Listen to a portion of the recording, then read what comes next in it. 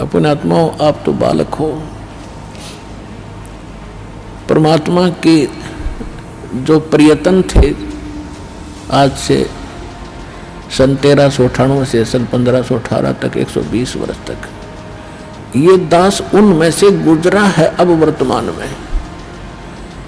और दास को तो 20 वर्ष ही हुए हैं। 20 वर्ष में कितना संघर्ष देख लिया इस सच्चे ज्ञान को आप तक पहुंचाने के लिए। 21 महीने जेल भी रहना पड़ा निर्दोष को।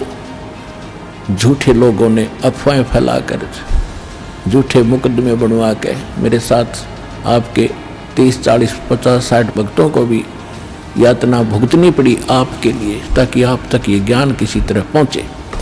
और फिर भी गांव गांव में, नगर नगर में जो दास ने प्रचार किया, वहाँ कितना संघर्ष और कितनी यातनाएं झेलनी पड़ी। 20 वर्ष से मैं परिचित हूँ, और जो 120 वर्ष रहे उनके साथ के हुआ था। आपके लिए भटक रहे हैं, वो आपके पिता हैं।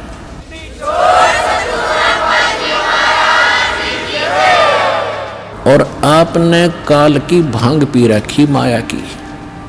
आपका यो नशा उतरता कोई ना। इस गंदे लोक में सड़न लग रहे हो, और सब अपने आप में टीटी पा करे हैं। थोड़ी सी पोस्ट मिल गई, कोई बन गया छोटा सा अधिकारी, ने सोचा बस हो गया सब कुछ।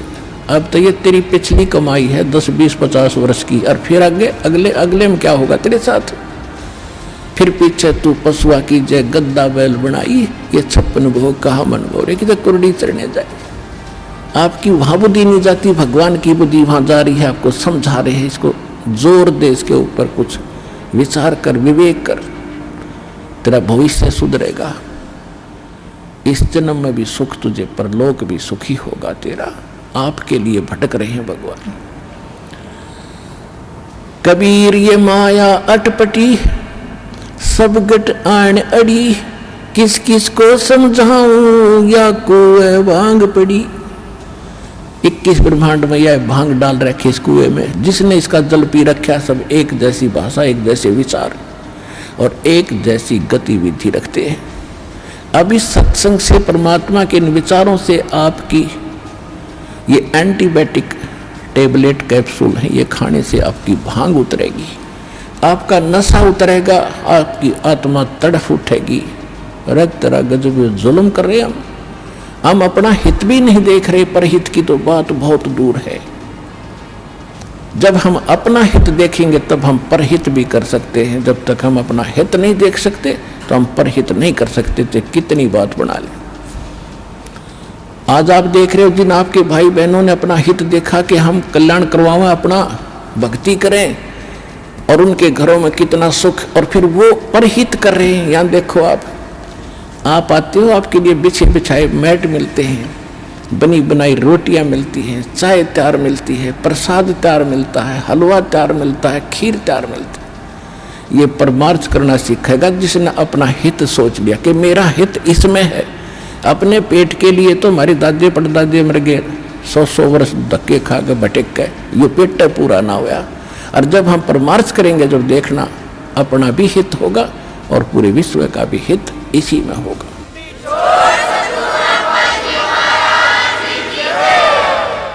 अब ये कितना परिवर्तन हो रहा है, दास खुद देख रहा है। कहीं किसी का कोई धन पड़ा है, हमारा भक्त उठावेगा नहीं, और देख लेता है कि यहाँ किसी और गलत आदमी का हाथ पड़ गया तो वो हानि कर देगा, इसको और नुकसान कराएगा, वो अलग बात है, लेकिन स्वयं प्रयोग नहीं करेगा।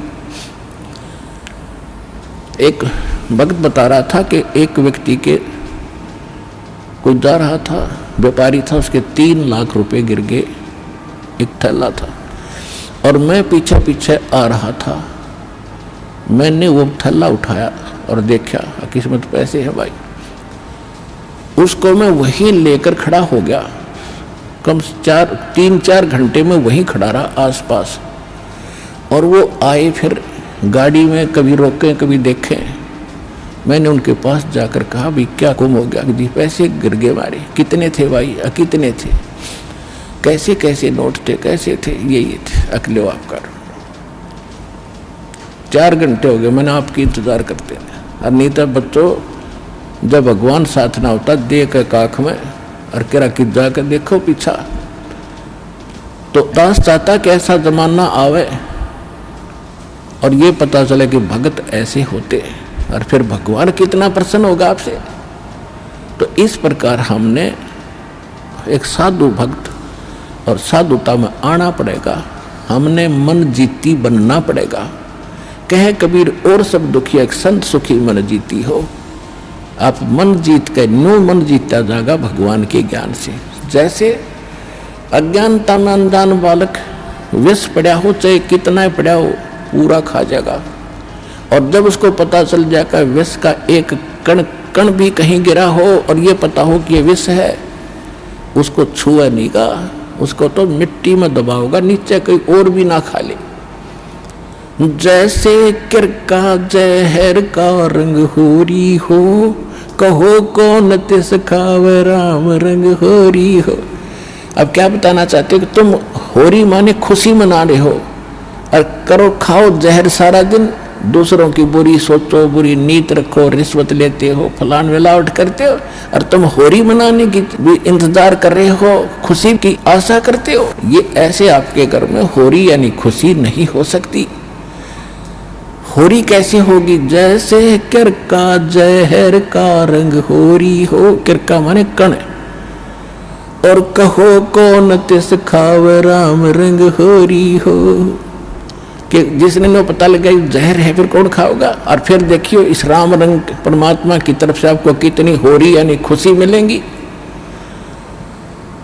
तो फिर हमें ये जहर दिखाई देगा और 100% वैसे हम किसी का दूसरा के में लेते हैं। जैसे हम दहेज लेते हैं, अब गरीब आदमी अपनी बेटी को पढ़ाई करने के लिए सामने वाले उस भेड़िए का मुंह बंद करने के लिए चाहे कुछ भी करना पड़े, बेटी पढ़ाई करनी है, ऐसी समस्या उसके सामने होती है।